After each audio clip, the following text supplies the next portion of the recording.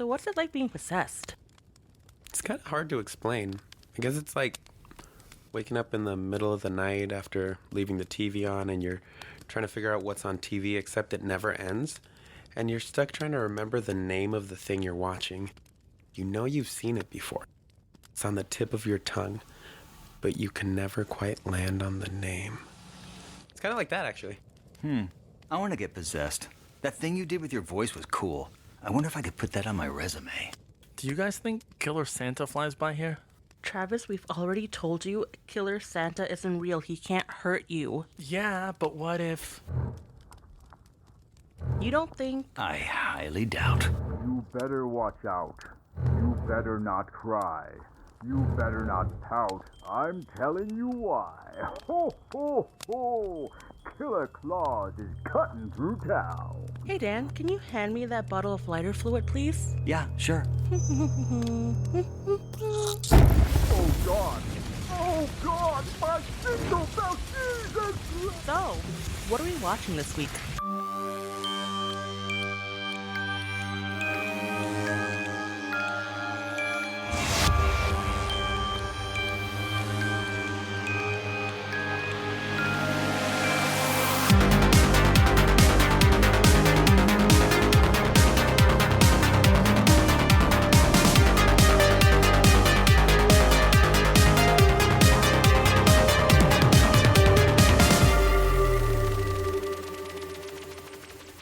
Welcome back to another episode of Strangers in the Alps, a slasher podcast. I'm Dan.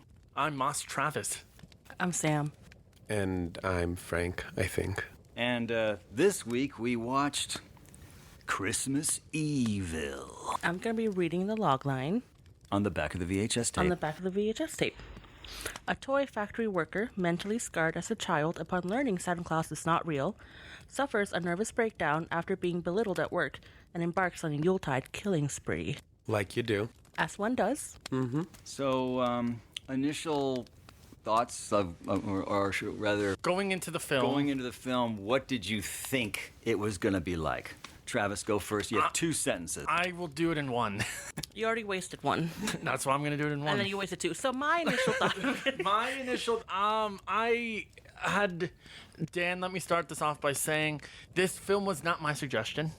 So hold off any comments that you're going to have attacking me because I did not recommend this movie.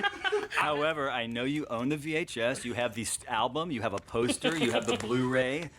I have the You Shout have- Factory I'm Blu-ray. sure I you have the vinyl. I'm sure you have everything that I ever have was. I have the original Santa costume hanging in your closet. I have the license plate holder. I had heard the name before. I don't know. It might have just been my childhood, but I was, I just took it by face value. I was like, Christmas Evil. We're gonna see some Christmas Evil. I've never heard of this movie before, so I watched the trailer, and... Did I watch the trailer? I don't remember. But I remember just by the name of the title, I thought it was going to be some like aimless killing spree stuff. I've heard the title before.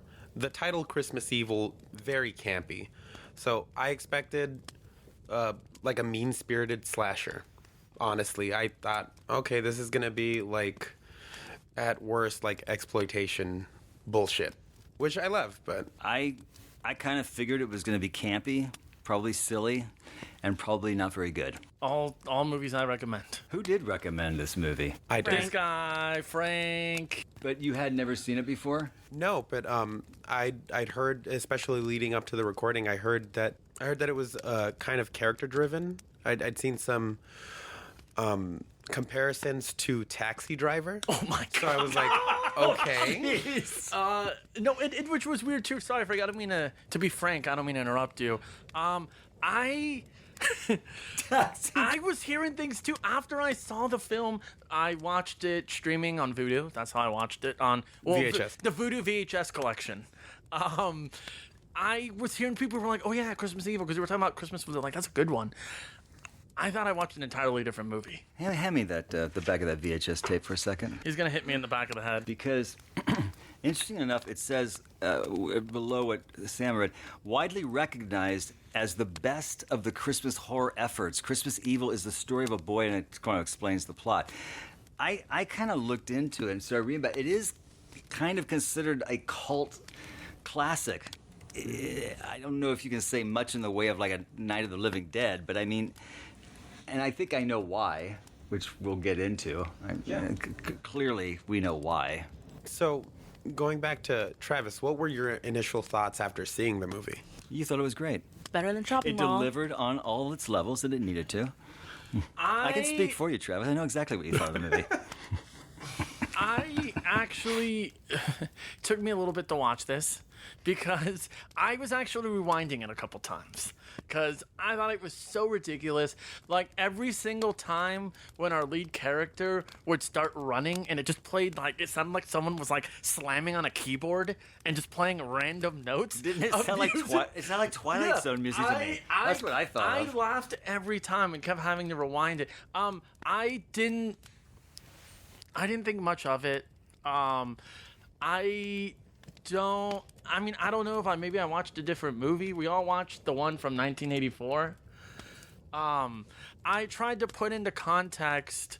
Okay, What movie from 1984? when was this movie made? 1980. 1980. Sorry. So going into the film initially, afterwards when it was done, like I said, I didn't think much of it. So I tried to add context to it. Be like, okay, it's 1980. What else was out at the time? Like maybe this was some super big violent movie when it came out, but maybe now things are more violent, so maybe it seems less tame. But then again, I was like, well, it's 1980. You've already had slashers come out, and that's the thing. I was like, This I isn't don't. 1929. Well, that's what I'm saying is you already had Halloween already had come out. Quality scary movies had been made for a really long time. This movie was clearly shot on 16 millimeter by the director-writer's probably his own camera that he dug out of his own bedroom. I mean, No, my thing is, why are you so Chopping Mall? Like, why are you? I'm so speechless because you suggested Chopping Mall, and then with this movie, you're just like, it's ridiculous. I was laughing. I knew everyone would. All of you would be surprised that I didn't like this one that much. You're like, this is the guy that brought in Chopping Mall.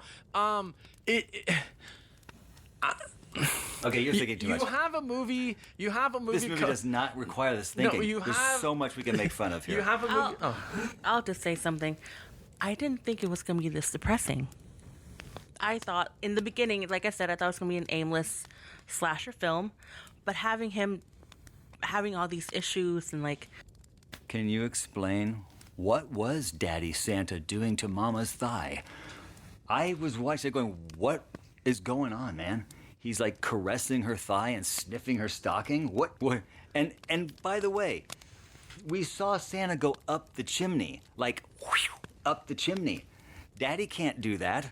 So That's real Santa. I thought that was real. Mama was getting it on with real Santa. That's what I thought was going He on. saw Mama kissing Santa But Claus. that's not what the and log more. line says. He found out Santa wasn't real. I'm very confused. There were a lot of people getting it on in this movie. Yeah. I thought, look, let me do a really broad brushstroke, then we can get into details. The directing was horrific. The music was horrible. The cinematography was, the lighting was terrible. The acting was, I don't even know if you can really blame the actors, honestly, because the writing and directing was so bad that I don't even know if you can put this one on the actors. I think that if you had to say the dialogue they had to say and say it the way they had to say it, I'm not even sure these were actors. For the most part, I do think that one actor who played the brother is the guy in Dope Sick, though. Did you guys ever see Dope No, Sick? he was also in That TV show? Yeah, it was a streaming series with Michael Keaton. Right. Okay. About I haven't seen it, but I heard about I it. Yeah. think the guy who played the brother is the head of the company that put out OxyContin. I think it's the same. We're talking about the same guy. He's also in Shawshank. Yeah. Yeah, one of the prison guards. So That's him. this guy's a real actor. Maybe it was his And first movie. and he looked awful in this, and so that's why I kind of don't put this on the actors. I put this on the writer, director. I don't even know if there was a cinematographer, honestly. I don't even know if there was a lighting director. It was so freaking awful. That movie was awful. Now let's have fun. Honestly, I thought it was really bleak. Like you said, Sam, I thought it was depressing and bleak. It's not even technically a slasher. It's more of a character study. The thing you're saying about the how you were confused by the setup, I think that actually ties into the ending as well. The beginning and the ending have these little flourishes of fantasy to them, but a lot of the middle is just mundane, bleak, depressing, slow. It's sad. You're watching this man's slow descent into madness, into giving up, but that's why the beginning and the end stick out so much, because it's that leftover childlike wonder that's creeping into the movie. I don't think the movie's perfectly directed or written. A lot of the dialogue is ass, but I think the passion behind the movie is there. There's a lot of little brief moments that I think really speak to a better movie. And I mean, yeah, it's campy in some of its theming, some of its writing, but a lot of it's grounded in realism. A lot of it is. That's why the beginning and ending stick out so much, because through most of that, it's just boring. And then, not boring, but it's just plain, face value. And then at the end, it's like, oh, he drove off a cliff and he rode off into the sunset. But he just drove off a cliff and died. That's like his final little bit of fantasy left. Thelma and Louise. Yeah, he's dead. But I think the campiness is just, it's campy because it's not good. I mean, the acting is, and again, I don't want to blame the actors, but just the campiness. I think the guy who plays Harry is actually really good, though. Like, honestly, I think everybody else is like so, but I think the guy who plays Santa does really well. I just thought it was so over the top.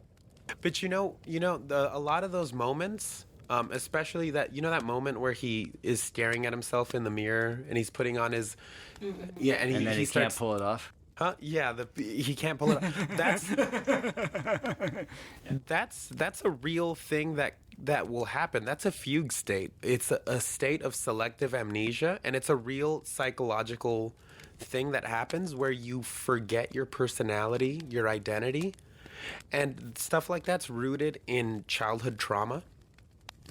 So it really goes back to that beginning, like, on its face value, of course, it's ridiculous. A kid sees that Santa's not real or is confused by this moment where he sees Santa and his mom doing things that he doesn't understand, and it breaks him. That, sure, on paper it's ridiculous, but things like that happen to people all the time. Yeah. And it's a thing that really happens, and that's one of the things that I think really pins the bleakness of the movie. It's that for so much of it, it plays it straight.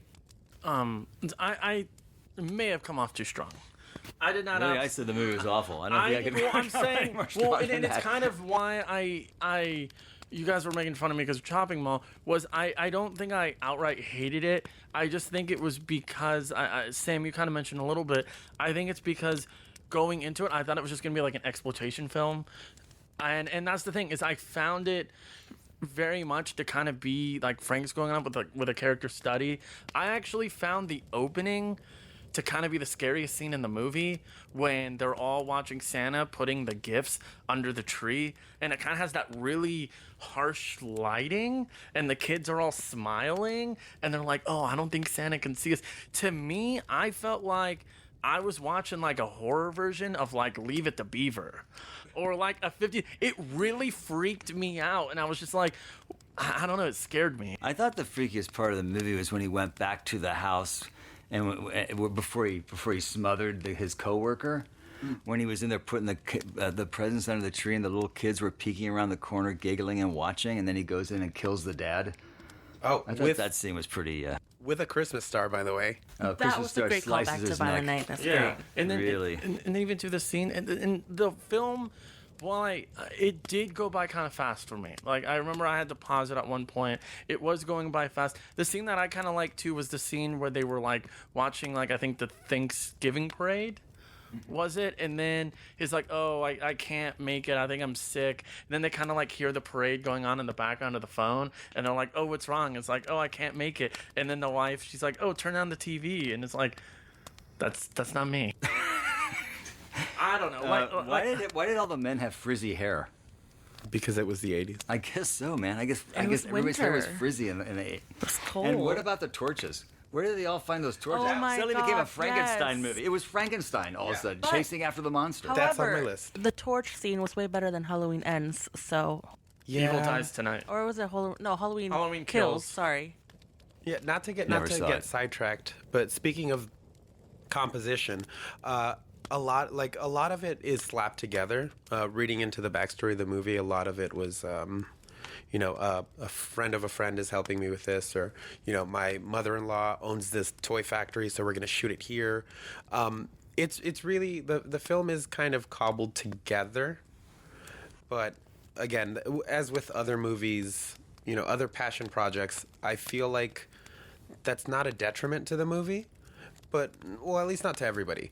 But I appreciate that the passion of the filmmaker still shines through, and because there's moments that I think are really, really great, like the shot where Harry steps out of his van and he steps onto that street that's lined with all these lights. I thought that looked great. It was kind of like a weird, I wouldn't say cyberpunkish, but like it's like a fantastical shot. Like the lighting, the crappy lighting kind of really it elevates the scene for me. It's a really interesting scene. I don't get that too much from horror films. So it's kind of what you're saying is, and I kind of see it now. It's kind of like when you're watching the first Terminator movie, and they're like in LA, and it's kind of that really almost like guerrilla style filmmaking. Yeah. The really bleak lighting. No, like just like Terminator. Yeah, some of it's really harsh, but I don't think it's necessarily a negative. Well, I mean, the only real negative that I have with the film,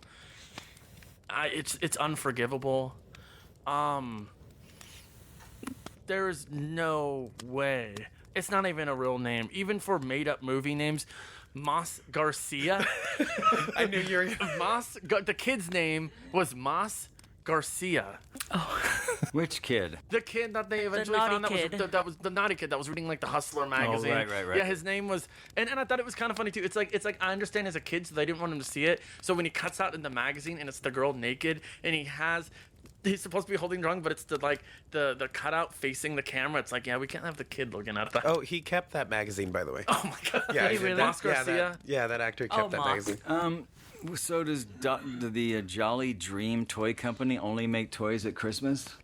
I guess so, and they're all one color. They're all Yeah, they're they're all all- airplanes or soldiers. But That's all they make. I actually thought that was a good scene. I did like it where it's like where he has to like cover for his coworker, and he goes to the factory, and then afterwards he's walking by the bar and he sees his coworker, and it's like, yeah, I'm gonna have him work my shift. Like I made this up. I was like, that's kind of sad. How would you guys feel if that happened to you? What's the timing of all that? I'm walking down the street, and I just happen to walk by the bar exactly when he's Well, talking that's how about you have having. a movie. I don't know. How would you feel though? Very What would you do? unimaginative writing. If that happened, Would you go mad? I would- Become I would- Santa Claus, yeah, start because killing people? I would be livid. I would go in there.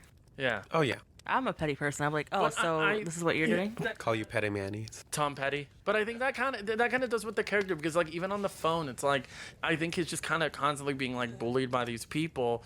Where even when he's on the phone with him, it's like, oh, well, he's like the coworker bullies him. And he's like, oh, you said you want to go back working on the line. You said you want to do this, and he's kind of too afraid to kind of like stand up yeah. for himself. I think the phone call with his brother during the parade, I think that was creepy. Yeah, it was. Because you know what he's capable of doing, and Yeah. his brother has no way of helping because there's no bond between the two. So there's no way for him to reach out and just kind of help. That's one of the things that I appreciate about the acting from Harry's actor is that you see the gears turning in his head with every scene, and it kind of builds up slowly. And then by the time that he gets to the point where he's making his costume, you kind of know, like, it's too late. He's in too- it. Yeah, he's way too deep. late. And To apologize. did anybody else kind of get reminded of Michelle Pfeiffer making her Catwoman costume when he was building the? now I do. Now that you with- bring right it up, now, yes. right now. With his little needle thing, with Yes, his bracelet. yes. Doot, doot, doot, doot, doot. I love that movie. Sorry.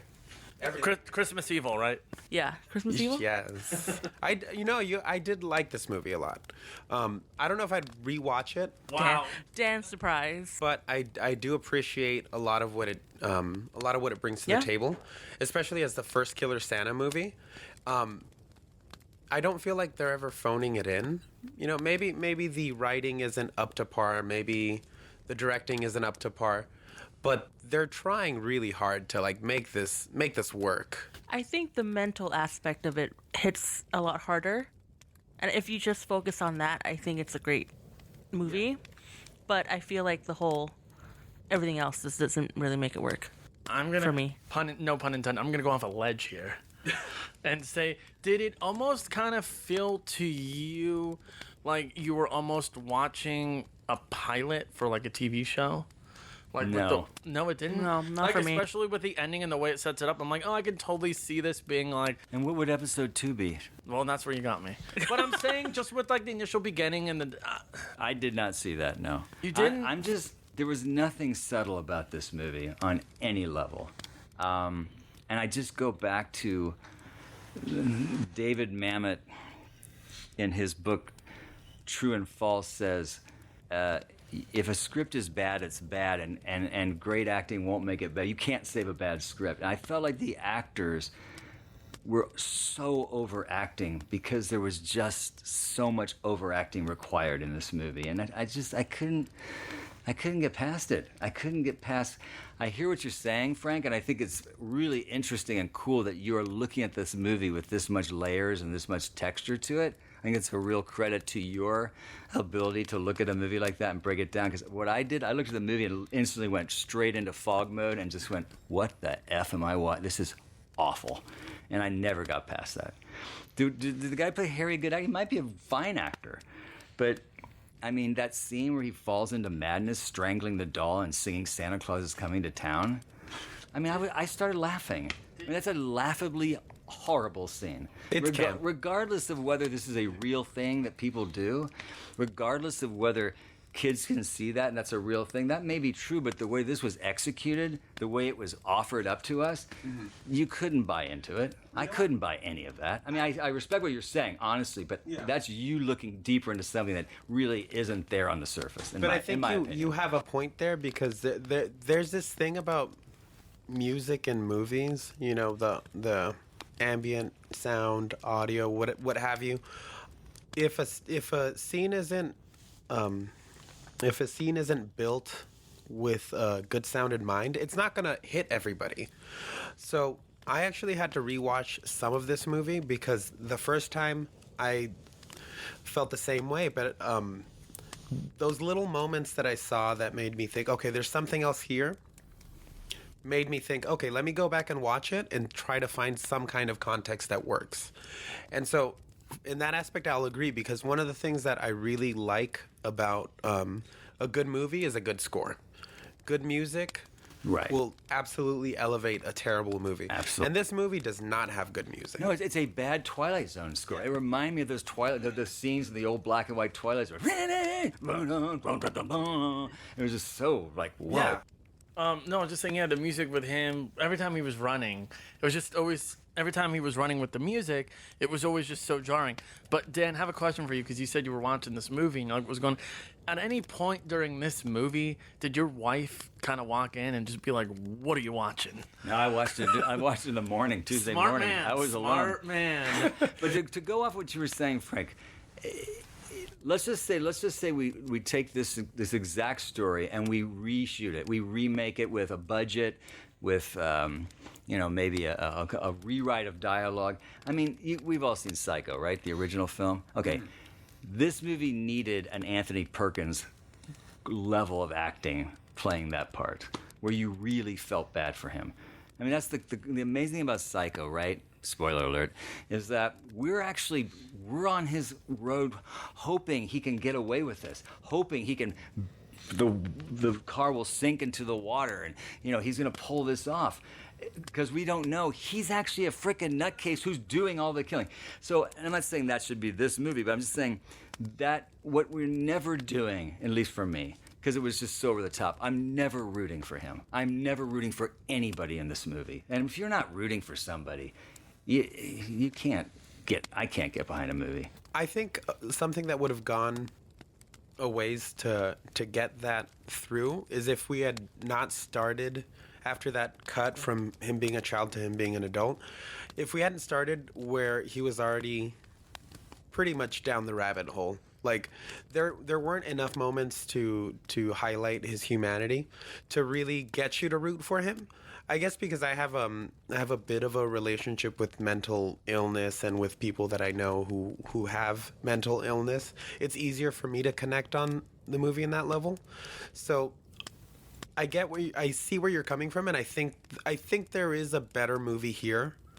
But I think the premise really invites more dissection and context. The premise is the best thing about the movie. If I just pitched the idea to you straight up, you could go, yeah, there's a movie in there. Like it could be a pretty good movie. I agree with that. I also feel like we're always in the middle of stuff. You know, like the relationship with his brother.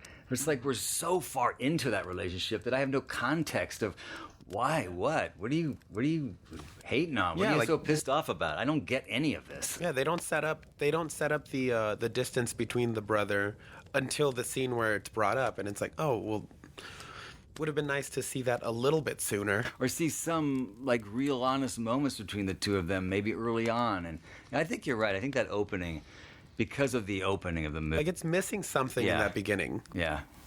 But what creeped me out, totally different subject here, him watching all those kids, yeah, that part that was freaky for sure. kind of creeped me out. and keeping a list. And checking it twice. That was crazy. I did like the scene where he went to whatever that hall was, and they all danced and everything, and they were giving cheers to Santa. I thought that was probably one of the few scenes where I went, okay, the movie needs to have more of this. In a way, I feel like he's kind of like Robin Hood, where he like robs from the rich, his brother included, his job, and giving to like the nonprofit, whatever, kind of like brother sisters club that thing was. But for me, I felt like it was inconsistent with his behavior. He would go in and kill those people when they were coming out of church, and then cut to him having fun and really enjoying himself being Santa at this party, and then going back to killing. It just wasn't like consistent for me to be like, oh, okay, he revels in this Santa fantasy, but then he's also trying to get revenge. I feel like if it was played out a little bit better, I would have liked that more. That scene in front of the church was Random. That made no sense. He didn't kill the right Why was that person. the snapping scene? These people weren't even in the movie. I mean, there And was they got no. away. There was no right. And how hard is it for the cops to find a big old van with a big Santa painted on the side of it? This town didn't look very big to It me. shows it a lot, and even at the end when he's flying, it shows it a lot. Even at the end when he's flying, his van is there's no other van like It's that like one. the end of Grease, Yeah, where they all that's what I was fly saying. into the sky. That's what I was saying. It's the end of Grease. I'm like the only van that's more recognizable than that one is the Dumb and Dumber, Right. the big dog dog. van, the We Shaggin' go Wagon. together like a bum Yeah, that's what I kept thinking. Like I was literally like at the end, I was like, okay, it's Thelma Louise. Oh my God, it's Grease. It's so, but yeah, that whole killing the people in front of the church. That I feel like that scene was not executed as well as I think it could have been. or maybe not in the right order. Yeah, no. The editing was a little confusing at various points, but especially there.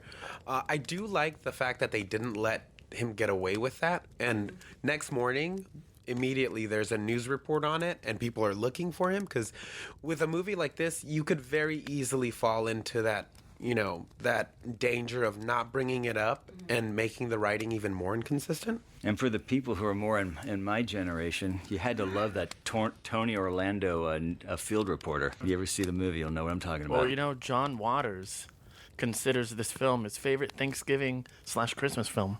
Uh-huh. True story. Wait, this movie? Yeah. Oh, wow. Yeah, Well, if anybody doesn't... what would surprise you about that? It's like John It's just Waters. me trying to add insight. Yeah, if anybody doesn't know who John Waters is, he's the director of Hairspray, Pink Flamingos. He was in that episode of The Simpsons where he goes zap and makes Homer think that Bart's gay. That's him. I've always wanted to see Pink Flamingos. Yeah, me It's too. I'm just too Criterion. scared. Didn't Same. the Same. Criterion collection What or is the other one? Pink Flamingos, and there was another one. Hairspray? No, that was made later. Hairspray, I think, is his best movie. But Pink Flamingos, and there was two he made right around. Is it Pink Flamingos where at the end Divine reaches down and eats dog shit? Yes, it is. Okay, I've seen that movie.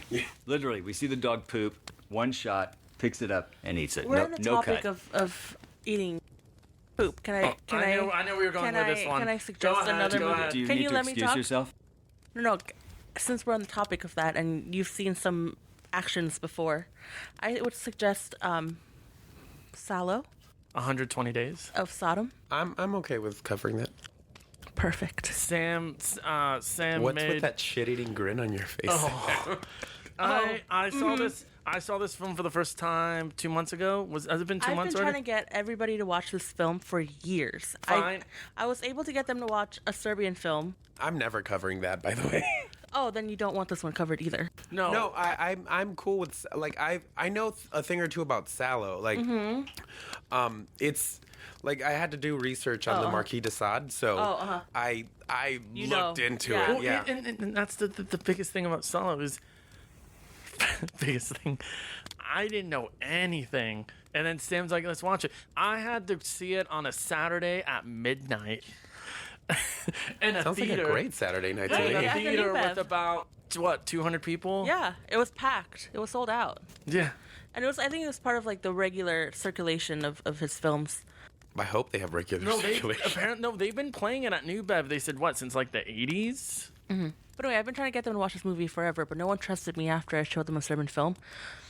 Rightfully so. So I finally got them. I was like, I'll buy the tickets. Just come with me. And I'm like, okay, Nice. Okay, we'll cover it. thank you. I'm down. I don't want to watch that again.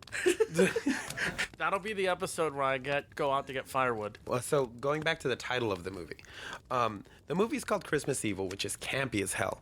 The original title of the movie was You Better Watch Out, but the studio changed the title without the director's knowledge. He didn't find out until he got a poster from the marketers.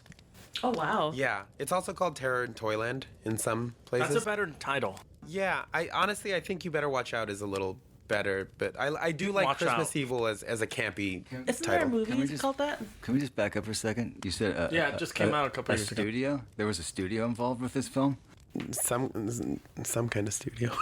Anyone can call themselves a studio. like a studio apartment. I mean, You know what? I don't think it was the studio. I think it was like the financiers Probably. that changed it. But the director did not have the rights to this movie for a really long time. He actually did a commentary with John Waters recently, and I think within the last maybe 5 to 10 years is when he finally got the rights back to the movie. So, like it hasn't been a smooth ride the whole way through with this film. Speaking of smooth ride, I don't think he did another film after this one. I would not be shocked if this movie were remade at some point. You know, just somebody who saw it, like you, Frank. Not you're going to remake the movie, but I'm saying someone saw it and said, "Hey, I see a movie here. This could be a really good movie." And Wasn't it Joker? man, I didn't see Joker. Oh, well, we're probably covering that for my Oh, birthday. I would love to. Yes. But yeah, I think that's one of the few horror movies that I could see inviting a remake that could improve on it. It deserves one because the final product is not worthy of a pretty interesting idea. I will give the movie that. It is an interesting premise for a movie for sure. Who would you want to direct the remake? Rob Zombie. That's my answer to It everything, would be by the way. all hick and redneck, and they'd give like a Gross. huge background. We don't need that. I'm not entirely too sure about who I would want to do it. Nolan. Imagine. Adam Wingard. You know what? I could see an Adam Wingard. Do you really think Nolan would No, direct? I was kidding. Hell no. Oh, okay. Yeah. No, but it'd be kind In of funny. IMAX. And Yeah. you Shot better in watch IMAX. out in 70 millimeter. Yeah, I don't know who I would like tap to direct a remake. I feel like Ty West would be good. Oh yeah, actually, you know what? His sensibilities in Yeah. in X and Pearl, I think he would be a good fit. Right? Cabin Fever remake. I've seen it 20 times. How about Michael Bay? He did no, I'm sorry, not the remake. No, he did Cabin Fever 2, Spring Fever, but I think he got his name. It went by the pseudonym Alan Smithy. I think he disowned the film. Did Eli Roth produce it? The 'Cause I know he remade the remake, didn't he? He did his Yeah, own they thing used again. the same script. So with I think with Cabin Fever, I think they ended up doing a few of them. They shot at the same time, 4 straight to DVD. I remember there was Cabin Fever 2, Spring Fever, and I think it was 3 and 4 they did back to back. I think one was on a cruise ship, and another one was like on an island or I something. did not know any of those. Okay.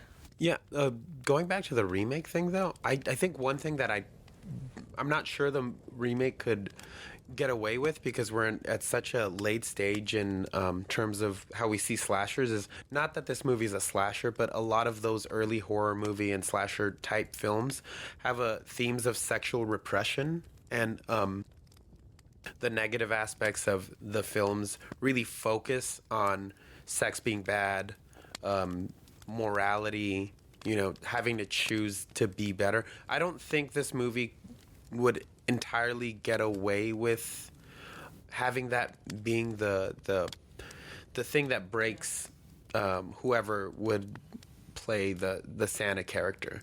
But I think there's still, like you say, Dan, I think there's still potential for the character study aspect of it. Yeah.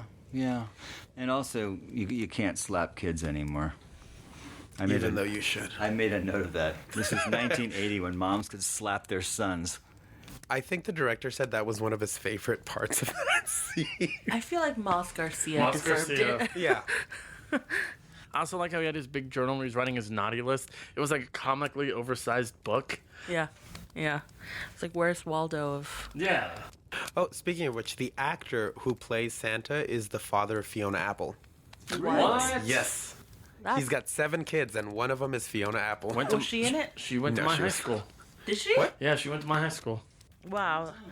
I did like that part, though, when after he felt like he was Santa at the party, that feeling carried on with him. And when he was in the van, he was naming all of the reindeers.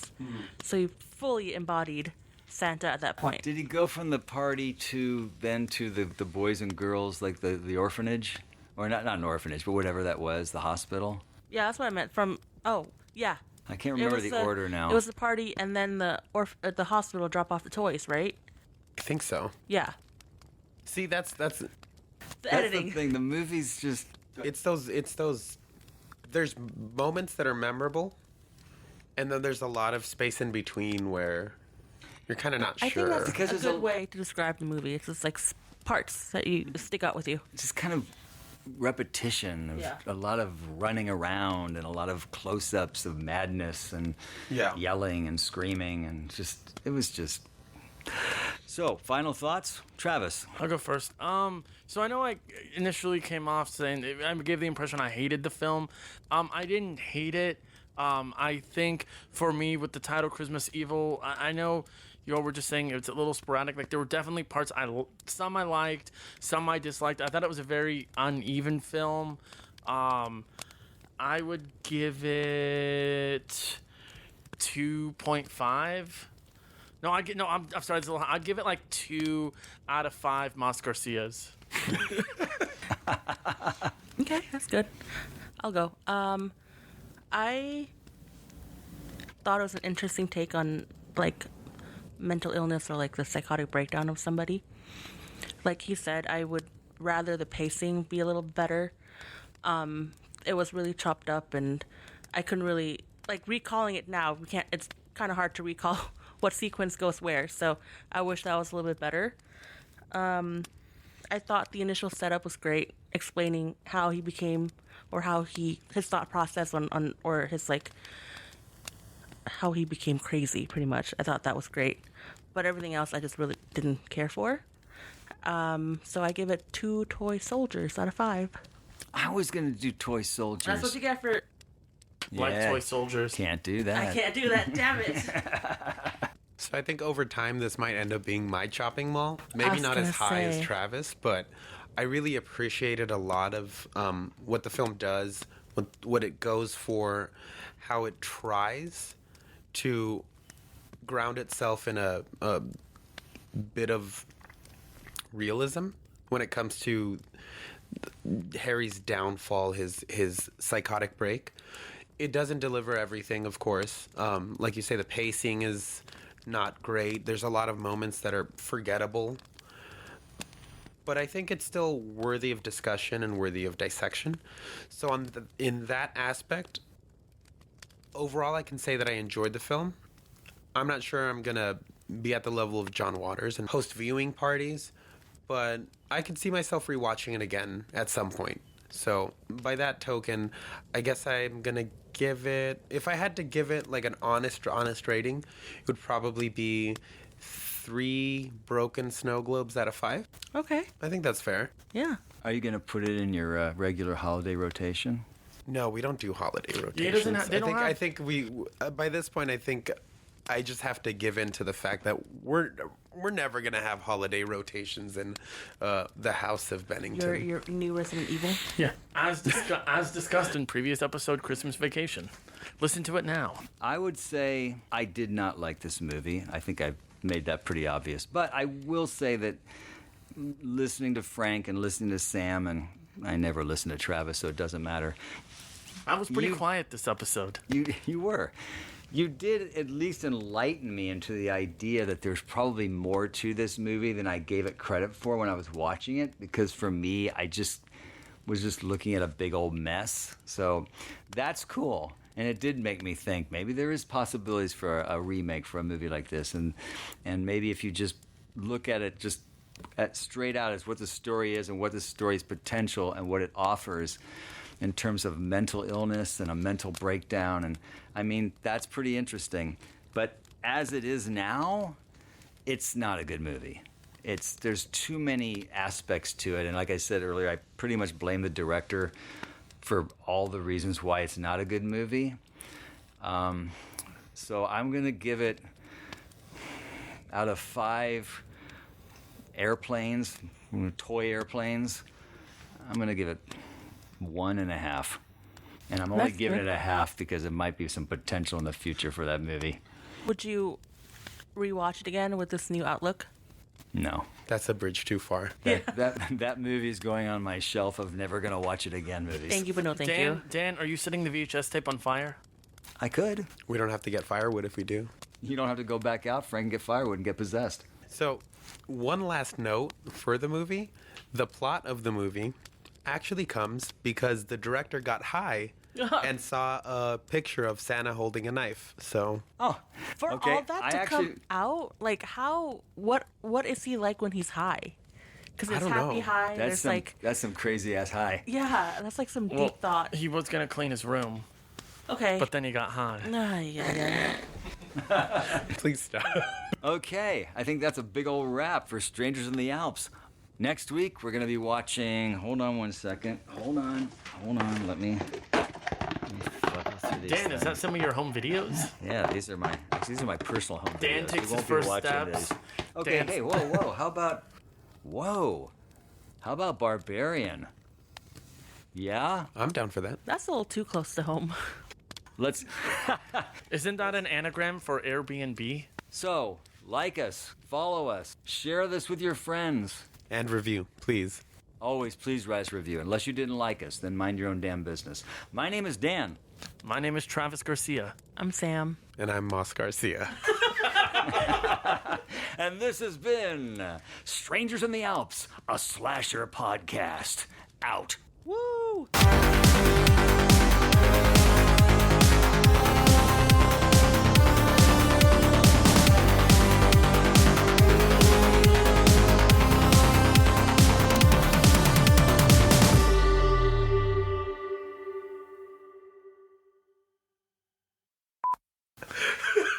You were channeling your inner Steve. No, that was good. Gotta keep that in there. I'm going to send that to Steve. That's our tag.